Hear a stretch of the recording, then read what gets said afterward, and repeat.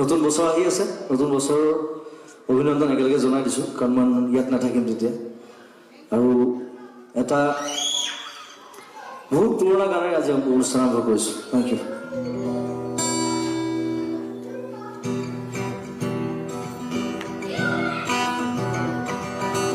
ব্ৰহ্মাদি কৰি জীৱ যত ৰাম ৰাম ৰাম ৰাম ৰাম মায়া সজা মাজে স্বয়ং ঘুমতি যাই তুমি হে চৈতন্য সনাতন ৰাম